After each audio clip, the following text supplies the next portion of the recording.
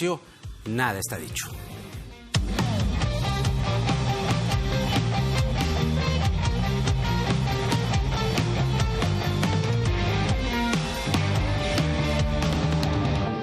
Parece que están demorando, porque nosotros lo hemos presentado el 31 de julio, o sea, el anuncio que fue el 28 de julio, el 31 ya presentamos el proyecto a mes de parte del Congreso, ya estamos próximos a terminar el mes de agosto y realmente lo que se ha manifestado la Comisión de Constitución, que se vería esto en septiembre y que se van de semana de representación y normalmente la semana de representación es de lunes a viernes, pero ahora como es feriado la próxima semana jueves y viernes, entonces se van antes, entonces va a haber una representación más larga, ¿no? Pareciera para postergar más aún este debate, pero yo quiero decir que el debate sobre este proyecto ya empezó el mismo día 28 de julio que lo anunciamos, porque si bien la Comisión de Constitución lo va a ver seguramente en ese espacio, pero el debate es nacional y ahora hay diversos foros, instituciones, academias, hasta instituciones educativas que analizan este proyecto. Y creo que este debate va a llevar a comparar las diferentes alternativas que existen para salir de este entrampamiento. Ese es un adelanto de lo que usted no vio de la entrevista que la semana pasada le concedió el presidente Martín Vizcarra a Semana Económica. Su director, David Reyes, va a estar con nosotros más adelante. Pero tengo el gusto de presentar a Juan de la Puente, muy destacado, además sesudo, prolijo analista político. ¿Cómo estás, querido Juan? Gracias, un abrazo. Comienzo compartiendo contigo y evidentemente con nuestro público datos que hemos podido recoger de primera mano de fuentes a las que hemos tenido acceso. ¿Qué ha pasado después de la reunión del Consejo de Justicia hoy en Palacio? No van a poder reunirse esta semana Vizcarra y Olechea, ¿ya? ¿Por qué? Porque, según dicen, la agenda del presidente ya está acordada, ¿no? Mañana tiene gabinete binacional con Colombia en Pucallpa, el miércoles 28 es el paseo de la bandera en Tacna, que, ojo, el año pasado hay que recordarle a la gente de ahí el discurso que dio, ¿no? El año pasado exactamente. Jueves y viernes tiene región Cajamarca. Lo bueno, en medio de todo esto, es que hay disposición para el lunes de la próxima semana. Los dos, según estas fuentes, tanto Vizcarra como Olechea, se han mostrado dispuestos a reunirse la próxima semana. Primero, parece que va a haber reunión, no esta semana, la próxima. Lo otro, Olechea ya planteó una agenda, pero el cuarto punto es el adelanto de elecciones. Y para el gobierno el adelanto de elecciones no es negociable. ¿Cuál va a ser la salida para ti? Quizás por esa vía no habrá una salida, porque la verdad es que ya existe diálogo. Lo que pasa es que hemos tenido estos días un diálogo de sordos, pero al fin y al cabo es un diálogo, que es un diálogo en que los actores se gritan de acera a acera, ¿no? Y entonces el presidente dice una cosa, el presidente del Congreso dice otra cosa. Entonces, diálogo hemos tenido. Lo que no se tiene es una reunión formal. Pero si uno le quita la solemnidad, el dramatismo, este tema de las declaraciones leídas, la verdad es que hay muchos fuegos artificiales. Y en realidad estamos pugnando, porque el país lo quiere, yo también lo deseo, pero estamos pugnando por un diálogo que parece que no tendrá mayores efectos por tres razones. La primera lo acaba de señalar. El Congreso quiere dialogar para quedarse, el presidente quiere dialogar para irse. En segundo lugar, está por ver si el presidente del Congreso representa a todo el Congreso o solamente a las bancadas que votaron por él para ser presidente. Y en tercer lugar, de ese diálogo quedan descolgados lo que yo creo que son las fuerzas determinantes en el Parlamento, que son las bancadas parlamentarias, porque finalmente ellas son las que votan En tanto, el presidente del Congreso es una especie de primus inter pares. Claro, pero el pequeño, breve, escueto, pero duro mensaje de Olechea, duro porque no quiso preguntas, él simplemente leyó el papel y se fue. Habla de cosas que más bien parecen de un gobierno, es decir, habla de, va a priorizar la generación de empleos, ha hablado del bajo crecimiento de este año, 300.000 peruanos más van a ser pobres, inseguridad a nivel nacional, cifra de conflictos sociales y que va a trabajar en la reconstrucción del norte. Y al final, el proyecto de adelanto de elecciones. Lo entiendo, yo no lo justifico, pero entiendo la postura del presidente del Congreso, porque si él no quiere trabajar una agenda, si él no quiere abordar con fuerza el tema de la negociación para el adelanto de elecciones, si el Congreso no está ahora en condiciones de aprobar una agenda legislativa, ya estamos terminando agosto, y hemos tenido años anteriores donde el Congreso se ha preocupado en tener una agenda legislativa. Tengo la impresión que las contradicciones internas en este momento no permiten adoptar una agenda legislativa. Y entonces, si no quieren discutir el adelanto y no tienen agenda legislativa, obviamente tienen que recurrir a otros puntos de la agenda, solo que esta ya es una posición ejecutiva y no es una posición legislativa. Casi una especie de oferta de cogobierno o, como se ha dicho, una especie de cohabitación. De ese punto de vista me parece a mí que el presidente del Congreso está ejerciendo una especie de una prepresidencia, que es lo que no le compete. Claro, en términos personales a él le va muy bien, porque el presidente del Congreso era hace 2 meses un parlamentario que renunció a su bancada y estaba en el páramo legislativo. Y hoy está empoderado y me parece que para el futuro va a tener una persona con relevancia. Pero en efectos prácticos hoy día, yo no apostaría mucho para ese famoso encuentro de 2 grandes para discutir la gobernabilidad del Perú, porque eso no tiene ninguna salida en este momento. Pero este mensaje, ¿no?, con una agenda que parece de un gobierno y no parece de un presidente del Congreso, me da que pensar que más bien Olechea transmite, ¿no?, la idea de la sucesión constitucional, es decir, de acuerdo a lo que tenemos hoy en la Constitución, a decir verdad, el camino es lo que ellos están diciendo, ¿no?, que renuncie Vizcarra, que renuncie Arauz y Olechea convoca elecciones. Él está a medio camino entre la oferta de diálogo desde una especie de prepresidencia y la otra estrategia que en el Congreso sigue imparable, que es la que apunta a vacar al presidente o que deje la presidencia de la República incluso por renuncia, porque en esta ruta estamos yendo al archivamiento de la reforma constitucional o una discusión tan larga que obliga al presidente a ejercer alguna medida como la cuestión de confianza, se constitucionaliza esta discusión, se hace muy farragosa y ese sería el momento para que fuerzas del Congreso, que lo han planteado abiertamente, planteen cerrar el capítulo del artículo 206 y abrir el de la sucesión constitucional, que es el artículo 115 de la Constitución. Es decir, no están descubriendo un juego nuevo. No. El Congreso está jugando el juego que hoy día puede jugar. Claro, entonces, a ver, para ti el diálogo de la próxima semana, tal como parece que va a ocurrir, no ofrecería mucho, digamos, no se avanzaría mucho porque Vizcarra dice que sí, Olechea dice que no. Es una especie de toma de presión, ¿no? Claro. Entonces el presidente le toma la presión al presidente del Congreso y el presidente del Congreso le toma la presión al presidente de la República. Pero para más cosas, si el presidente ha dicho que el primer punto de la agenda es ese, adelanto, y el presidente del Congreso quiere discutir la seguridad ciudadana, la reconstrucción del norte, evidentemente no va a terminar, digamos, en acuerdo. Ya, se acabó este asunto. Ojo, ¿y qué viene después? Salvador Solar ya hizo una rueda de consultas que tampoco ha funcionado. Sería el segundo intento de negociar el adelanto de elecciones. Y entonces, yo digo, con esa ruta, o en esa ruta se bloquearía la posibilidad de un acuerdo. ¿Qué tendría que actuarse? Las fuerzas parlamentarias. Y ahí entran las bancadas. Y que las bancadas decidirían, damos una vuelta larga en la Comisión de Constitución, vamos rápidamente al Pleno, le abrimos la puerta al presidente para que plantee la cuestión de confianza, pero ya estamos en otro terreno, ¿no? Por eso, entonces, de no salir nada consensuado de esta reunión entre Vizcarra y Olechea, lo que tú dices que podría pasar es que venga la dichosa cuestión de confianza. O choque de trenes, ya. Choque de trenes.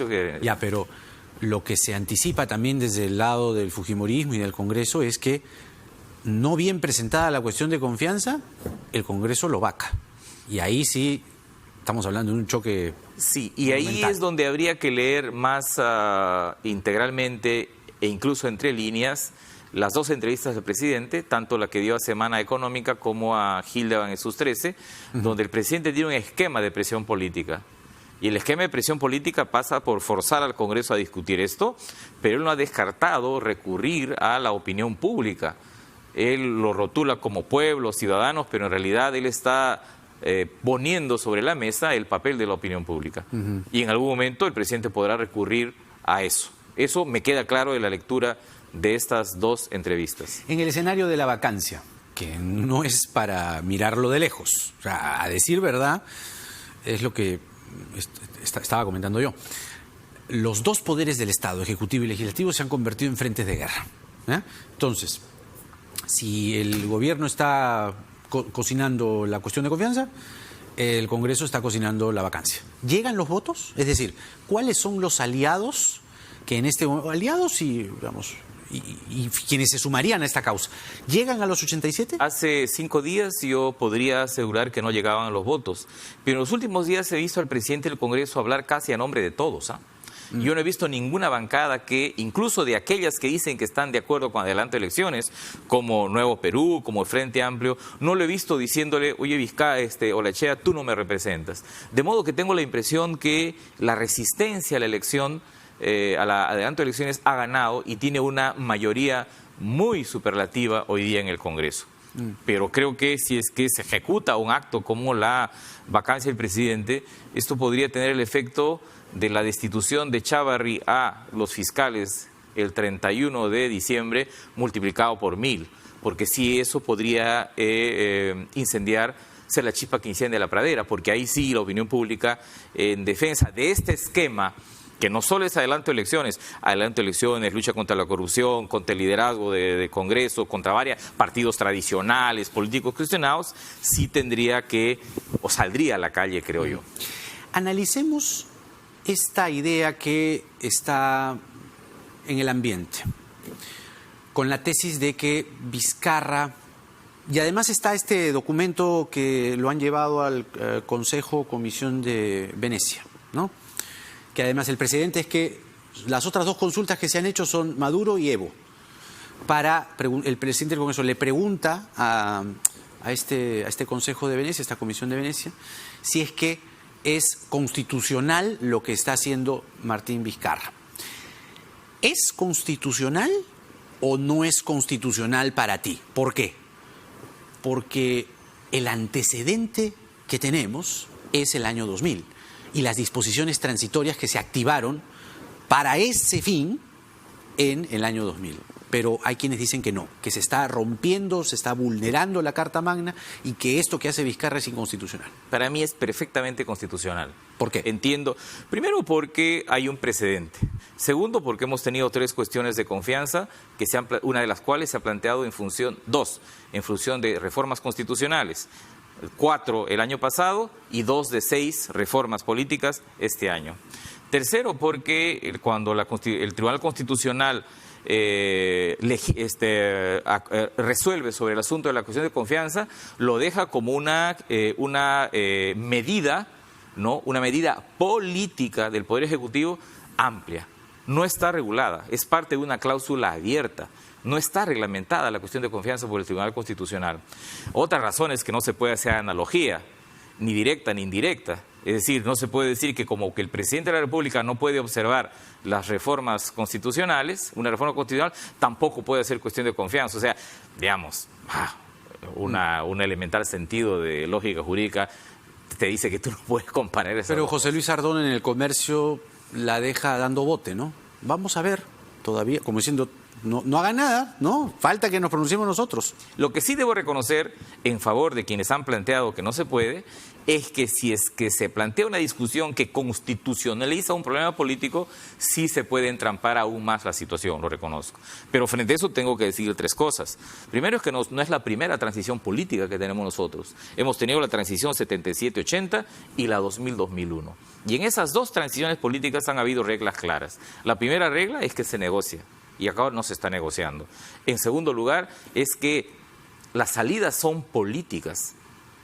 Las salidas son políticas. Claro. Y lo constitucional, con responsabilidad, provee salidas a la política y no al revés como se pretende ahora. Y la tercera característica de estas transiciones es que las salidas resuelven y no agravan los problemas políticos. Ya, yo no veo ninguna de esas tres cosas que se estén cumpliendo. No se está negociando, se están planteando medidas para entrampar la discusión, como por ejemplo pensar que porque se reúnen Olechea y Vizcarra se va a resolver esto milagrosamente. Y tercero, no se están planteando salidas políticas, sino se intenta constitucionalizar un problema que primero es político. Hablando de problemas políticos, el tremendo problema que tienen el presidente y su vicepresidenta, parece también insalvable. Ayer en el Trome, Mercedes Arauz decía que ya no le habla el presidente Martín Vizcarra, y después ha aparecido la señora Arauz diciendo que ella va a defender la democracia. Te invito a escuchar un fragmento de la entrevista del presidente Vizcarra a Semana Económica. Ya viene más adelante David Reyes para contarnos más al respecto, y se refiere precisamente a Mercedes Arauz, el presidente Vizcarra. Habla de los vicepresidentes y que estos deben actuar según su conciencia. Escuchemos. Cuando se dio la posibilidad de vacancia del presidente Kuczynski y cuando se dio la posibilidad de renuncia del presidente Kuczynski, siempre nosotros dijimos que los vicepresidentes tenían que actuar en función de su criterio y en función de lo que su conciencia les mandaba. Ahora yo opino exactamente igual, no porque ahora yo sea el presidente, opino diferente.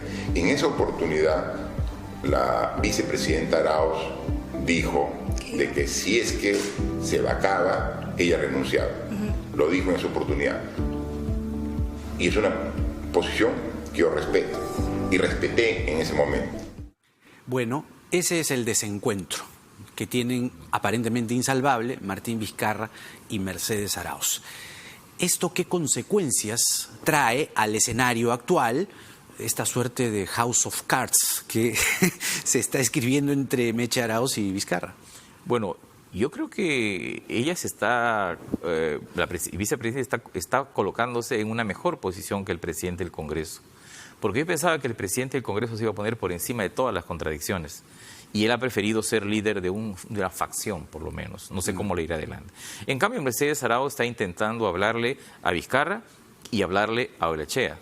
Probablemente concibiéndose a sí misma como una especie de la enorme operadora política, no solo del Congreso, no solo de la mayoría parlamentaria, sino de aquellas fuerzas políticas que creen que puede haber un mejor futuro hacia el 2021 con ella en el poder. ¿Ella lo cree o ella lo es? Ella lo cree y lo es, y creo que cada vez lo cree más, ¿no? Por eso es que su alejamiento del presidente Vizcarra son como las antiguas ventas de Carza, ¿no? En cómodas cuotas semanales. Lentamente ella se ha ido alejando, claro, hasta convertirse ya en este momento en la especie de la abanderada de la independencia parlamentaria y de su lectura particular que tiene de la democracia frente al presidente. Hoy día ha dicho, voy a defender la democracia. Claro, ese juego es abriéndose de Vizcarra para el escenario de la sucesión. Pero el escenario de la sucesión de momento no está muy claro. Es decir, Vizcarra no tiene ninguna intención de renunciar, no. Y entonces esto, ¿crees tú, obedecería a que se está cocinando, no una, más de una, según se dice desde el Congreso, vacancias? Si es que es así, yo tendría que decir que hay dos cosas que se cocinan, ¿no? Se estarían cocinando vacancias, pero también es cierto que por teoría política, cuando se produce un desgaste extremo en la élite y en las instituciones, se abre casi al mismo tiempo la regla de la intervención y participación popular. Entonces, las personas que plantean ahora una posibilidad de vacancia o vacancias deben contemplar también la otra posibilidad, por una razón más que ha aparecido en estos 15 días, y es que en esta transición no solo hay una cuestión política, es decir, cómo se dirime el problema del poder, también hay una cuestión social. Nos lo acaba de recordar el sur del país, donde el presidente ha tenido un bajón considerable según la última encuesta. Así es. Pero quedan todavía cosas para actuar. Por ejemplo, saber la posición definitiva del fujimorismo. Como el APRA ha dicho no quiero, Acción Popular ha dicho sí quiero, Alianza por el Progreso solo tienen 8 o 9 parlamentarios y ha dicho que sí quiero, pero el fujimorismo tiene 54 miembros y no tiene una opinión formada sobre este asunto, o por lo menos no lo ha dicho, porque quizás también esté haciendo cuentas si finalmente le conviene las elecciones de 2020 y 2021.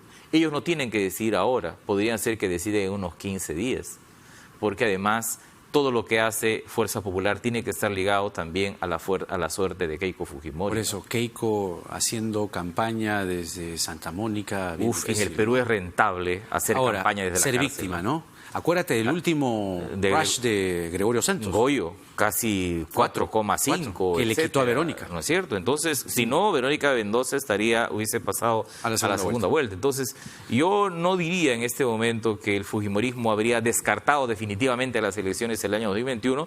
Primero porque a 30 días de la propuesta del presidente, yo no he leído una declaración formal y oficial de la bancada o del partido sobre esto, ¿no?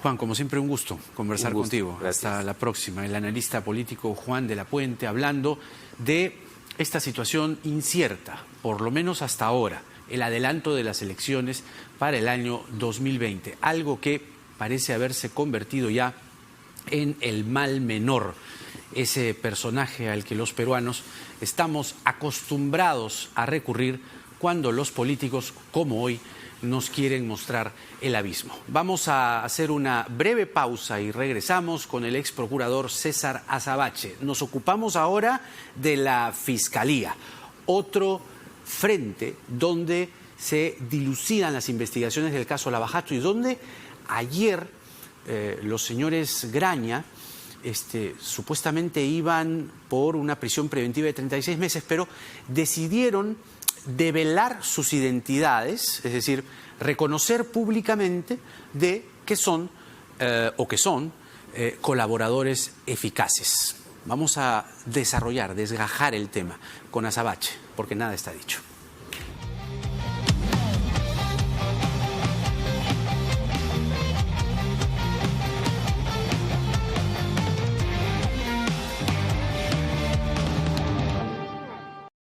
Disfunción eréctil y la eyaculación precoz tienen tratamiento. Llame y separe su cita médica al 01748-1900, bostonmedical.la. Haga su agosto en agosto. Salas con 30, 50 y hasta 70% de descuento. Aproveche esta única oportunidad. Solo en Casa Grande y San y Cerámica. La anemia afecta a 1 de cada 2 niños en el Perú. Seguro has escuchado hablar de ella, pero ¿conoce sus consecuencias? La anemia disminuye la energía en los niños y afecta su desarrollo cognitivo y concentración. Además, aumenta la posibilidad de contraer una enfermedad infecciosa. Por eso, un niño con anemia tiene un bajo rendimiento escolar. Es momento de tomar conciencia y ponernos fuertes contra la anemia. Esta es una campaña de Pacífico y RPP. Un país necesita un plan para lograr una economía competitiva que le permita ser líder en la región. Conoce el plan de nuestro país en Perú CEO Impact Summit, este 9 de septiembre a las 7:30 de la mañana en el Swiss Hotel Lima. Informes y entradas a la venta en joinas.com. Organizan El Dorado Pro Markets y RPP.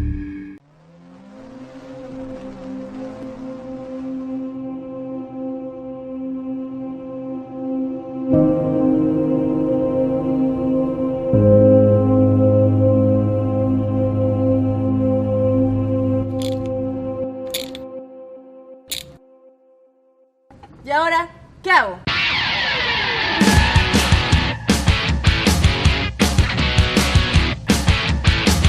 Todos los lunes a las 10 de la noche. Al Volante por RPP TV.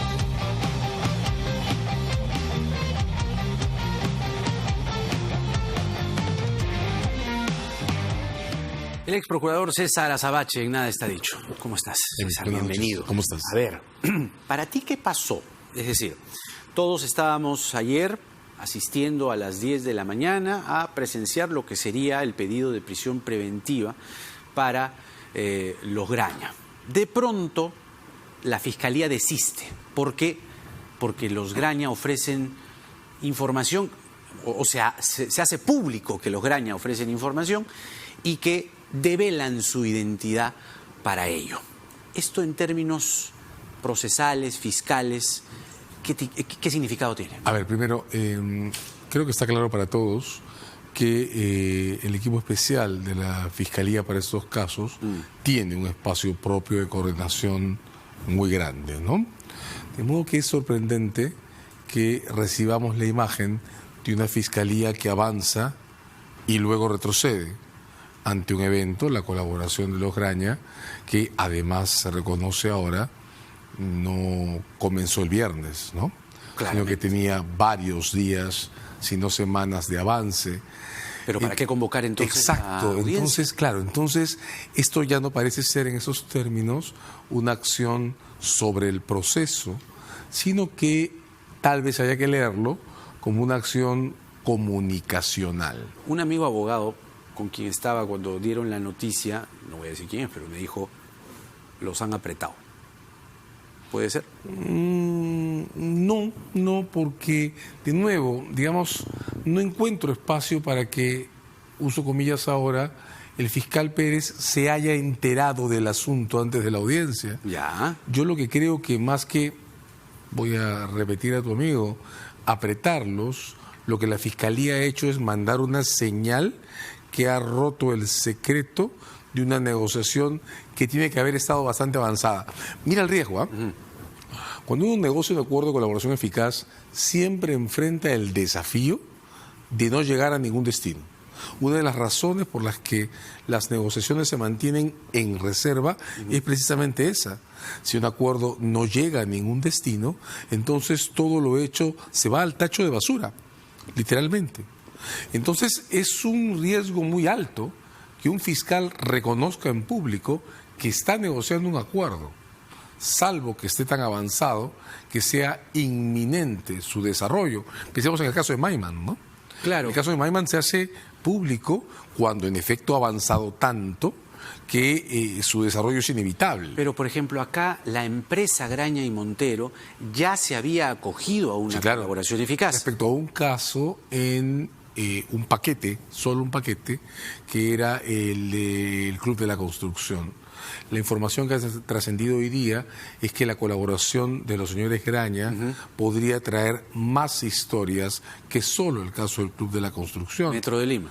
Por ejemplo, Metro de Lima, por ejemplo, la CIRSA, pero por lo menos uno de los medios de prensa escrita que ha estado comentando contenidos posibles, ha expandido la posibilidad de información hacia casos que están todavía preparándose, ¿no? ¿Qué hay que leer entonces? Creo que mi impresión es que hay que leer la posibilidad de que la Fiscalía Anticorrupción, al equipo especial, empiece a imprimir nuevas agendas. Si se trata de especular y de tratar de entender hacia dónde pueden girar las cosas, hay que notar que la cantidad de información que en las últimas semanas ha empezado a fluir sobre los casos de la gestión del señor Castañeda Locio es abundante. Y yo me pregunto, estamos especulando, ¿verdad? Sí. Si este giro dramático, escénico, comunicacionalmente fuerte, no contiene además una advertencia o un anuncio hacia la reapertura o la apertura de una nueva agenda de casos en discusión. Con la colaboración de los Graña. De hecho, respecto al caso del Metro de Lima, más que una colaboración, lo que los Graña estarían haciendo es aceptar un caso que la Fiscalía viene trabajando en sus cargos hace bastante tiempo. Igual respecto a la CIRSA, como acabas de decir, respecto al Club de la Construcción, lo que la empresa tiene ya está puesto sobre la mesa. De modo que si la Fiscalía primero ha aceptado negociar a estas alturas y lo ha anunciado en público, tal vez sea porque esté preparando algo relativamente nuevo o una nueva orientación, un nuevo punto en la agenda de sus casos. Hay que mirar esto entonces con mucha atención. Corre eso por una cuerda, pero por otra cuerda también no deja de llamar la atención que este empuje, esta, vamos a decir así, actitud, posición de los fiscales del equipo Lavajato normalmente ante la prisión preventiva, con el juez Concepción Carhuancho del lado del Poder Judicial, siempre ha tenido un camino, se ha conducido de una manera. Es decir, cuando el fiscal Pérez pide prisión preventiva, la prisión preventiva llega, porque además la evidencia lo respalda. Muchos se preguntan, ¿y por qué los Graña no? Bueno, porque se acogieron a una colaboración eficaz. Pero ¿por qué no? Mi pregunta es, ¿cuál es el impacto que puede tener, negativo o no, esta situación con los Graña? Es decir, no entraron a la prisión preventiva. Pero es que justamente es un juego de consistencia, ¿no? Los Graña no ¿Un juego entran... de consistencia claro, o inconsistencia? Consistencia. ¿Por qué? Los Graña no entran a la prisión preventiva. Esta vez, estuvieron la vez anterior, ¿verdad? Uh-huh. En base a un anuncio de rendición. Lo que leído a la inversa significa que en otras condiciones habrían podido regresar a la prisión preventiva. De modo que en ese plano el mensaje que puede leerse en esto es, no, las reglas de administración de la cárcel para estos casos son las mismas. La excepción solo se admite porque han decidido jugar el juego de la Fiscalía. ¿Por qué dices rendición? Porque, como digo, en el caso del Metro y de las IRSA, que es donde más claras están las cosas respecto a la posición de la Fiscalía sobre los señores Graña, el aporte no tiene cómo ser significativo. La Fiscalía ha lanzado sus cartas, ha mostrado evidencias, tiene una línea de discurso y ha estado peleando cerca de 1 año y medio o 2 años con ellos. Entonces, en ese caso no hay una revelación que hacer. En esos 2 casos sí, pues, hay una rendición. Si hay una revelación que hacer, tiene que dirigirse a otro sitio. Y ahí hay una clave que a mí me ha parecido especialmente sugestiva. Y es que el anuncio ha sido... Estamos negociando, no hemos terminado, pero estamos negociando, lo voy a hacer público y voy a retirar mi pedido de prisión preventiva solo por eso. Pero además, los señores han aceptado renunciar a la reserva de su nombre. Bueno, leamos esa etiqueta. ¿Quién es el primero que ha renunciado a la reserva de su nombre? El señor Martín Belaunde. Correcto. En el caso Castañeda. Entonces, yo he leído en realidad una escena que... Insisto, estoy especulando, pero que encuentro cargada de simbología, ¿no? Y repito, de señales que apuntan un giro en la agenda. Vamos a ver si esto es cierto. ¿Un giro hacia dónde? Creo que es el señor Castañeda del Oso y de los casos que se están empezando a revelar en estos días, ¿no? Claro. Insisto, hay que mirar las coincidencias. Respecto al Metro de Lima y a la CIRSA, revelaciones, no hay muchas que hacer. Claro. Respecto al Club de la Construcción, las cosas ya se dijeron. Y esa señal, ese link, nosotros renunciamos al secreto de nuestros nombres, creo que contiene un anuncio, ¿no? Y esto, para ti, digamos, esa línea discursiva que estás desarrollando, ¿cómo lo explicas con lo que ha anunciado justamente hoy la Procuraduría ad hoc, la del señor Ramírez, que se han embargado bienes de los Graña? O sea, da cuenta justamente de embargo de bienes de los Graña por más de 4 millones de soles. Bueno, pero eso es, creo que esa es una línea distinta. Yo creo que en este tipo de asuntos... Sin dejar de ser el mismo tema. Claro, sin dejar de ser el mismo tema, la Procuraduría y la Fiscalía no siempre siguen lo mismo, ¿no? La Procuraduría está hace bastante tiempo en un trabajo que yo creo que es muy respetable, dirigido a nivelar las cuotas civiles de los casos. Entonces, un embargo fuerte como el que ha anunciado, bueno, habrá que discutir si, o habrá que ver luego, si tiene controversias o si se convierte en parte del mismo paquete de negociación. Porque claro, lo que la Fiscalía hace es, creo, subir al tema que se abre con esta negociación y empezar a perfilar sus reclamaciones de reparación. O sea, notemos que esta es una fiscalía que ya pasó o está llegando muy cerca a los 270 millones de reparaciones, pero tiene una lista de embargos de cerca de 60 millones. Claro. Entonces, claro, si se va a hacer una cosa tan fuerte como tener un acuerdo también con los Graña, lo siguiente será discutir cuánto representa ese acuerdo en términos de reparación. Es una línea que también es importante seguir, ¿no? Pero que sin embargo probablemente llame mucho menos la atención de lo que llamaría que este giro, como digo, que me parece anunciado, veamos si es exitoso o no, se confirma en los siguientes días, ¿no? Ya que hablas y tocas el tema del acuerdo, sinceremos las cosas respecto a el acuerdo con Odebrecht, porque pocas veces yo he visto tanto ataque, ¿no? Tanto barro, tanta agresión, digamos, muy bien cargada y muy bien extrema contra un documento. Claro, el argumento que pega bien es el que no están pagando nada, están pagando una miseria, están buscando desde cualquier frente. Hay fiscales supremos, Tomás Aladino Gálvez, que sale pues con un discurso violento, además parece ya casi una difamación, ¿no? Que hable de Pérez y le diga que es un empleado de Odebrecht. ¿Hacia dónde van las cosas para ti? Hacia ningún lado, creo. Honestamente, hacia ningún lado. O sea, todo es bulla. Sí, yo creo que sí. Ventilador.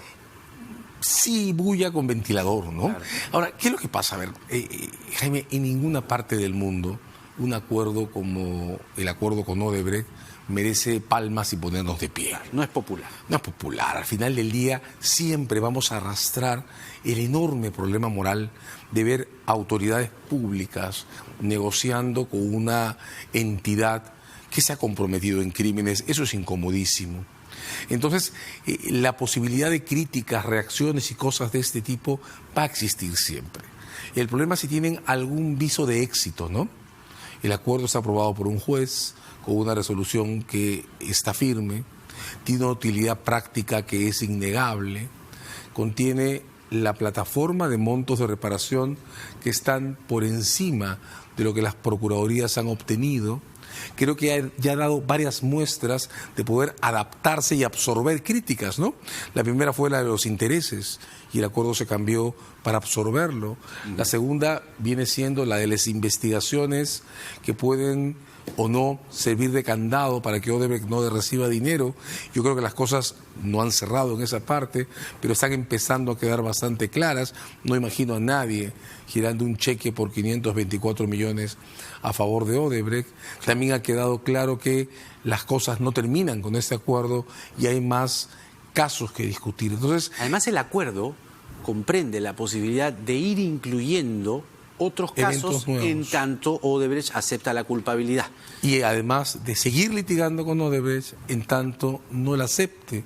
Entonces vamos a vivir, y eso es inevitable cuando estas cosas toman este nivel de publicidad, con discusiones sobre el acuerdo de Odebrecht toda la vida. Pero eso no significa que hayamos encontrado razones serias para deshacerlo, ¿no? Ahora, además, digamos, los ataques mal centrados tampoco profundizan el debate, sino que lo aclaran, ¿no? Ahora entiendo que hay una demanda de inconstitucionalidad planteada por un sector del Congreso contra la ley que el Congreso aprobó para hacer ese tipo de acuerdos viables. Claro. De otro lado, hay un caso tan complejo... Es que a eso me refería con la pregunta, pues. O sea, sí se va a algún lado en el sentido de el mismo lado de siempre, es decir, boicotear, dinamitar, pulverizar el acuerdo. Pero nota que boicotear o intentar boicotear, pulverizar o intentar pulverizar y no lograrlo, lo que hace es consolidar la herramienta, ¿no? La herramienta además tiene una aplicación práctica inevitable. Al costado de los casos Odebrecht está el caso del Club de la Construcción. Y todavía no hemos terminado de dimensionar lo grave que es un caso así de expandido. Ese caso, el del Club de la Construcción, solo va a estabilizarse en el momento en que las compañías relacionadas comiencen a celebrar acuerdos intensos que reparen al Estado. Es decir, en esto que se llama justicia penal de alta criminalidad, vamos a tener que aprender, nos guste o no, como comunidad, a negociar y a negociar cada vez más. Entonces, el camino de la historia no está en la dirección de deshacer nuestra herramienta, está en la dirección, nos guste o no, o nos guste mucho o poco, de consolidarla, de incorporarla y de aprender a usarla. Claro, además se ha informado en las últimas horas que Odebrecht va a reconocer más pagos ilícitos en otros 4 proyectos. Y habrá que cosa que incluye el acuerdo. Claro, y habrá que ver cómo funciona esa información, ¿no? Porque Odebrecht, en estos últimos movimientos me ha sorprendido he visto a Odebrecht intentando jugar con revelaciones parciales. Revelo nuevos pagos irregulares, pero son para privados, no son para funcionarios. Ese es un juego peligroso que tiene mucho que ver con las dinámicas perversas que tienen estos acuerdos, ¿no? Pues claro, en cualquier momento Odebrecht pierde el control de la evidencia que libera y los pagos que solo cree que son para particulares terminan siendo la pista de un nuevo acto de corrupción y entonces tendrán que reconocer más cosas. Yo siempre que discutimos esto insisto en decir además que Odebrecht ya reconoció que ha insertado en el mundo de la política más de 8 millones de dólares. Y claro, Odebrecht insistirá en tratar de convencernos de que eso no es lavar activos, pero el dinero ya está reconocido, ¿eh? Claro. Y más allá de la discusión legal que tendremos que tener sobre la regla, esos 8 millones tienen que ser reparados, ¿eh? ¿Con cuánto? ¿24 millones más? No, esta historia tiene para demasiado todavía como para pretender que se va a cortar abruptamente. Claro, claro.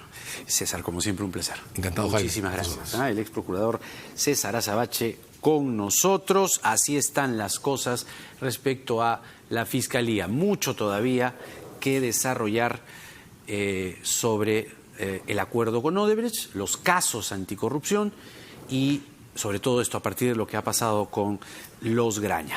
Son las 9:41. Vamos a hacer una pausa, ¿verdad? Vamos a hacer una pausa y vamos a regresar con David Reyes, que es director de Semana Económica. Vamos a mostrar algunos fragmentos de la entrevista que le concedió el presidente Martín Vizcarra a Semana Económica y vamos también a revisar la encuesta de IEP, el Instituto de Estudios Peruanos, que también dice mucho sobre la situación política actual. Nada está dicho.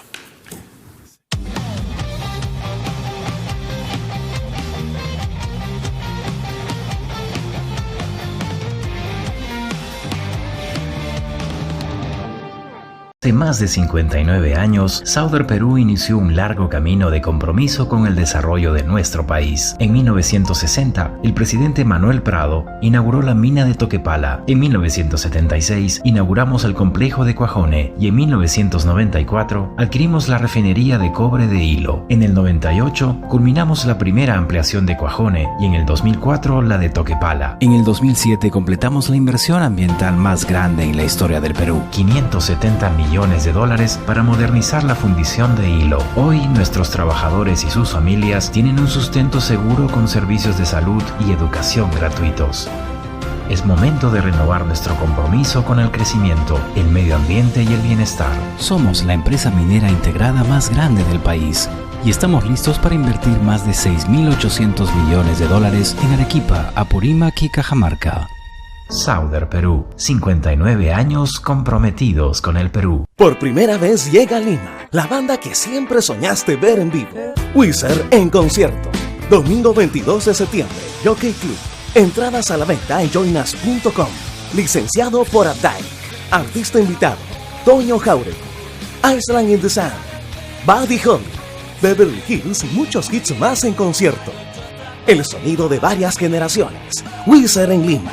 Es una producción de One Entertainment. Radio Oficial Oxígeno.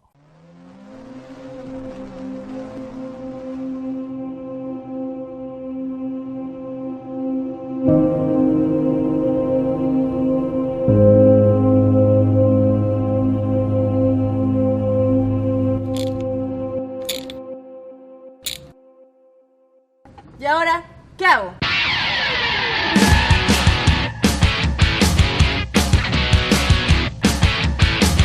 Todos los lunes a las 10 de la noche.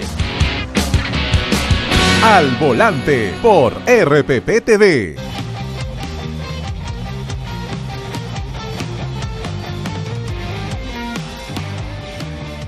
Está con nosotros David Reyes, director de Semana Económica. ¿Cómo estás, David? Bienvenido. Muy bien, Jaime, gracias. Por estar aquí. Muy interesante la entrevista al presidente Martín Vizcarra. Te felicito por ello. Y hemos estado mostrando aquí algunos pasajes, extractos de la entrevista que gentilmente has compartido con nosotros. Y tenemos uno ahí listo para mostrar. Ya hemos mostrado el de la vicepresidenta, pero mientras indicamos cuál es, ¿qué va a pasar finalmente? Es decir, cuando estuvieron ustedes con Vizcarra allí, ¿qué pudiste entender de lo que él te estaba transmitiendo? Porque el adelanto no es negociable. No, mira, es casi el único mensaje claro que él tiene en la entrevista, porque cuando hablamos ya del terreno económico y de Tía María, su mensaje pues no es satisfactorio. Pero en cambio, donde sí había cierta claridad, por lo menos era: yo me voy el próximo año a como dé lugar, bajo cualquiera de estas vías. Pero si me voy, digamos, podrían decir los del Congreso: ya, entonces está bien, renuncia, ¿no? No, bueno, claro, evidentemente lo que ha ocurrido no es casual, o sea, es decir, el presidente no sale a dar entrevistas a un par de medios porque una mañana se levanta con ganas de hablar con dos medios en particular, sino intenta dar un mensaje. Y esto creo que es la continuación de lo que había ocurrido el 28 de julio, solo que con un plano más de advertencia. De hecho, cuando lo dice por primera vez y menciona el terreno, la posibilidad de vacancia, dice: bueno, existe esta posibilidad, la vacancia, y existe la otra posibilidad, que es cerrar el Congreso. Cuando uno estaba allí, lo que pensaba es: ok, lo que me estás diciendo es causa-efecto. Ocurre esto, te respondo así, estás advertido. Y después pone un plazo: septiembre. Entonces tienen tiempo para resolver hasta este momento. Nosotros insistimos, por supuesto, en, oye, ¿cuáles son los siguientes pasos? ¿No? O sea, ya me estás planteando varias alternativas y queremos explorar esas alternativas. Y él, por supuesto, se niega, creo, razonablemente, porque no va a exponer todas sus cartas. Es que ninguno, ni Vizcarra ni Olaechea, parece que fuesen en este diálogo que, de acuerdo a los datos que tenemos, podría ser recién la próxima semana. Y es de sordos, además. De sordos, y además ninguno parece motivado a negociar. Es decir, cuando tú negocias, partes, ¿no?, de un nivel, digamos, ¿no?, pero vas bajando. Pues. Y algo estás dispuesto a ceder. Exacto. Pareciera Acá que ninguno de los dos está dispuesto a ceder. Y hasta ciertamente es ridículo los mensajes, ¿no? Porque de pronto escuchas a un Olaechea que dice: queremos empleo en grandes cantidades. Es como si pues le pidieras a Vizcarra que saque una lámpara, la frotara y flotara el empleo, ¿no? Claro. De pronto. No ocurre así. Y de hecho, tener posibilidades de mejorar los niveles de empleo parte justamente de que se pongan de acuerdo estos dos señores, por fin, salgan de un mensaje conjunto, digan: vamos a trabajar por el país, y acaben con esta situación. O sea, eso es lo que tiene que ocurrir para que el empleo en grandes cantidades, como lo pide Olaechea, ocurra. Vamos a meternos con todo al tema económico, además la agenda económica que ha planteado hoy día Olaechea, para que la comentemos, pero vamos a mostrar un fragmento de la entrevista de Semana Económica al presidente Martín Vizcarra. Aquí se refiere a la minería a partir de los hechos de Tía María, la suspensión de la licencia, y claro, después de la suspensión de la licencia vino Quellaveco, y hay una situación que preocupa en el sector minero. Esto fue lo que le dijo Vizcarra a Semana Económica. Para hablar de minería, me planteas cuál es nuestro accionar sobre Tía María. Hablemos de minería, hablemos del todo y luego podemos hablar de las partes, ¿no? O sea, primero hablemos del concepto amplio general. Este gobierno, mi gobierno, ¿promueve la inversión privada? Claro que la promueve la inversión privada, o sea, si no, no habría forma de lograr el crecimiento que aspiramos, para a la vez también lograr otro objetivo del gobierno: mejorar el nivel de vida de todos los peruanos.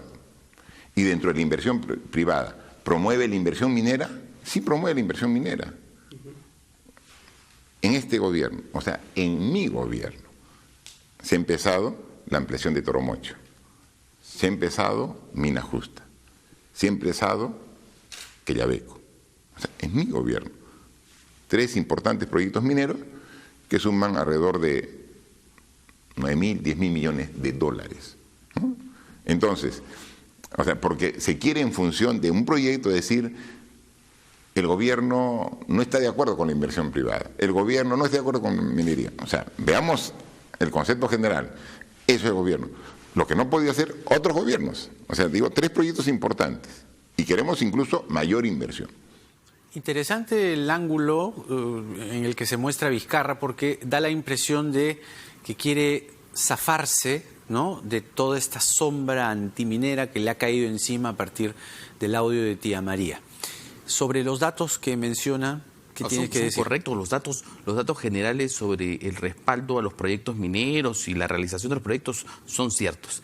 Lo que él no aclara, finalmente, y que me hubiese gustado encontrar pues un discurso articulado de respuesta a algo que evidentemente le íbamos a preguntar, es la situación de los audios, donde sí esperábamos, y por mucha insistencia que hubo, no hay esa respuesta, que el presidente reconociera: me equivoqué. Porque no lo dice, ¿no? Dice, vamos a hablar de minería en general, después te hablo de Tía María, y al final no después dice, llega Tía María, naturalmente, un poco más adelante, se demora, este preámbulo hace que haya una insistencia, una segunda insistencia, nuestro trabajo termina siendo de ser pesado. Y quizás ese sea el momento más tenso de la entrevista, donde todos nos empezamos a poner incómodos ahí con la situación, porque no atinaba no daba una respuesta satisfactoria.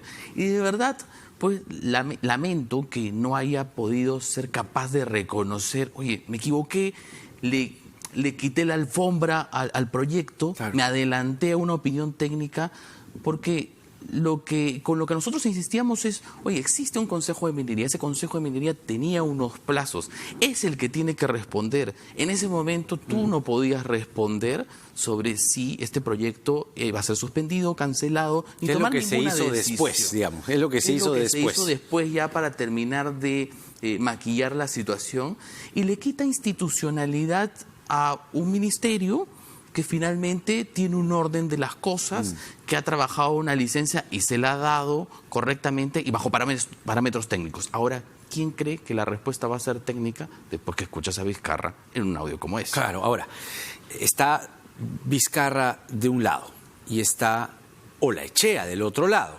Hoy, mientras se alistaba ya antes de partir del Congreso a Palacio, el señor Olaechea apareció en Pasos Perdidos, cuando todo el mundo esperaba que iba a hablar del adelanto de elecciones, se puso a hablar de como una agenda. Dijo: esta es mi agenda. Sí. Generación de empleos en grandes cantidades a fin de frenar el incremento de la pobreza. Habla de 300.000 peruanos que van a ser más pobres. Esto es inaceptable, dice. Hay que darles trabajo digno a los peruanos. Eso es lo primero, jugando con lo del Perú primero. Inseguridad ciudadana, la cifra de conflictos sociales, trabajará en la reconstrucción del norte y, al último, el proyecto de adelanto de elecciones. Entonces, esta agenda, ¿cómo la ves tú? Es decir, un poder legislativo actuando como ejecutivo. Mira, en primer lugar, lo del empleo, sí, te digo, parece broma. ¿Por qué? Porque el escenario es de la confianza empresarial de los próximos meses. Lo que te dicen los expertos es el 80% de esa confianza empresarial, de cómo va a ir esa tendencia, depende de factores externos, y el 20% de factores internos. Eso es importante. 20% tienen que ver los factores internos. En la confianza empresarial que viene hacia los próximos meses. ¿Por qué? Porque si tú ves la confianza empresarial, empieza el año a esta altura. En los años pasados estaba aquí. Claro. Este año empieza aquí. Y va tranquilamente hasta que empieza a caerse antes de la situación del adelanto de elecciones. Ya vería en una picada y acá termina de caer. Yeah. El golpe duro, ya hacia el final, es como darle pues el golpe de gracia a la confianza empresarial. ¿Cuándo vamos a sentir los efectos de eso? Aproximadamente en 3 meses. No es que hoy día cae la confianza empresarial, que ya venía cayendo a ese nivel, y mañana pues sube el precio del pollo. Y de pronto todos estamos preocupados por una inflación, no ocurren circunstancias como esa. El efecto de una confianza empresarial viene con cierto nivel de tardanza y por lo menos demora unos 3 meses. Ahora, tenemos que recuperarla antes que el efecto surja. Exacto, y ahí va mi pregunta justo, porque vamos con un cuadro de la encuesta del Instituto de Estudios Peruanos respecto al adelanto de las elecciones y lo que piensa la gente. ¿Está de acuerdo usted con que se realicen las elecciones generales en el 2020 y ya no en el 2021? De acuerdo en el 2020, 70%. En desacuerdo, 25%. Ese 25 siempre aparece. Y no sabe, no contesta, apenas un 5%. Y mira que yo en mi Twitter, así como jugando, también lo pregunté cuál es la salida para la gente, y 75% me dice igual que va el adelanto, ¿no? Otros dicen aguantar hasta el 2021, 8%. La vacancia de Vizcarra, 14%. Digamos, que haya una salida entre Vizcarra y Olaechea, 3%. Y me han votado 10.000 personas. A mayor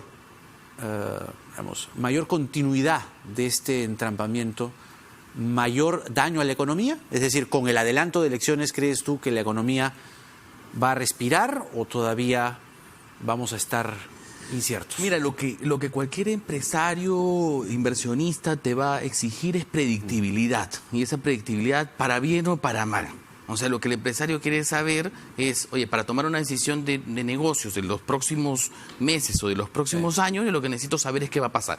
No me importa si el resultado va a ser, pues, me echa el presidente, Pedro la echa al presidente, Vizcarra hasta el 2021, pero lo que quiero saber es qué diablos va a pasar. Sí, pues. Mientras más acortemos este proceso, mejor, por supuesto. Luego, la otra preocupación política que naturalmente incide sobre digamos, el terreno económico empresarial es la posibilidad de que aparezca algún candidato antisistema. Claro. Entonces, ya ese es otro terreno. Eso va a ocurrir ya sea que las elecciones sean en el 2021 o que sean en el 2020. En cualquiera de los dos casos, adelantas o retrasas esa figura. ¿Deberíamos evitar que eso ocurra? Por supuesto, daña, sin duda, los peores niveles de confianza empresarial de los últimos 20 años son justamente cuando aparece el candidato antisistema, estamos próximos a las elecciones y el impacto sí es mayúsculo ahí, ahí no queda duda, se hunde todo. David, muchas gracias. A ti. David Reyes, director de Semana Económica con nosotros, a ver si te das una vueltita cuando tengas algo listo de la encuesta del poder. No, la encuesta del poder viene ya la próxima semana, pues. este domingo sale y hay sorpresas, hay sorpresas. Vamos sí. pues te vienes y la comentamos. Sin duda. David, gracias. Con nosotros, muchas gracias. Bueno, a ver quién está del otro lado. Se ha salvado don Pepe Coco, Pepe Coco se ha salvado. Ahí está, mire, y ahora está tocando su flautita. Tranquilo, ¿Cómo le va, pues, señor? Está relajado. Buenas noches, Jaime, ¿cómo estás? ¿Cómo le va? Bueno, aquí está. ¿Más tranquilo ya? Y mira mi flautín, qué hermoso. También lo uso para rascarme la espalda. Suena bonito, sigue sonando también. Está muy bien. ¿Ya más tranquilo ya, bueno, don sí, Pepe Coco? Efectivamente, ya estoy más tranquilo. Hoy el día de la audiencia estaba como cuevita, me orinaba de miedo. Y le estaba pidiendo a todos los santos, querían variarme la situación de arresto por prisión, por cana. Oye, le recé desde muy temprano a todos los santos, más o menos así. Oh, Santo Toribio de Mogrovejo, que Domingo Pérez se apiade de este viejo. Oh, San Mateo, si no me salvas de esta, me vuelvo ateo. Oh, Santa Rosita, quiero quedarme en mi casita. Y bueno, felizmente todo ya pasó y estoy tranquilo. Oiga, ¿qué ha pasado con esto de los argumentos del fiscal José Domingo Pérez, pues, don Pepe Coco? Se ha criticado que lo vayan a visitar y son parte a la vez de investigaciones. Bueno, el juez finalmente dirimió, pero ¿qué hablaban? ¿Cuál era el tema ahí en la conversa con Meche y compañía? Mira, ¿cómo va a decir que las visitas que yo recibía iban a entorpecer las investigaciones? No. Eso es un disparate. Ya casi nadie me visita. Los únicos que dan vueltas por mi casa son los gallinazos. Ni mis hijos, como tengo las cuentas bloqueadas, ni siquiera vienen a picarme. Mi esposa Nancy me deja en visto en el WhatsApp. Hasta el Pepe Cuy se ha ido. Oye, estoy más solo que Cuevita en el Sao Paulo. Caramba. El Pepe Cuy se fue. Demostró que siempre fue una rata. Oye. La única que me visita es Mechita de mis ensueños. Y a ella le toco la flauta. Guarda ahí. Ahora, ¿qué piensa del adelanto de elecciones, don Pepe Coco? No. Y bueno, yo creo que el adelanto de elecciones no me parece. No. Yo creo que lo que van a adelantar es la vacancia, porque el presidente Vizcarra debería pensar en mejorar la economía. No, la economía está mal. A este paso vamos a terminar pidiéndoles trabajo a los venezolanos. Estamos muy mal. Y estoy preocupado porque ya deben quitar el nombre a esa bancada del señor Vizcarra, usando mi nombre. No. Bueno, siga su receta, don Pepe Coco. ¿A qué le ha recetado el médico? Bueno, yo estoy tranquilo, gracias a Dios. Tú sabes, sigo manteniendo mi sentido del humor, mi humor inglés. ¿Ah, sí? Te cuento un chiste. A ver. Levantan el teléfono y preguntan, ¿aló, está Conchita? No, estoy con Tarzán. Y como estoy un poquito estresado, tú sabes, mi querido Jaime, ya existe un láser para curar la depresión. ¿Así? Y se llama la cerveza. Me voy a chupar. Bueno, tómese Muchas una cervecita gracias. nomás. Una cervecita, don Pepe Coco. Sigue ahí tocando su flautita.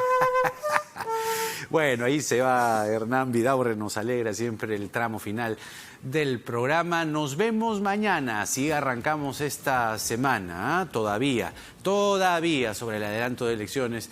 Nada está dicho. Buenas noches.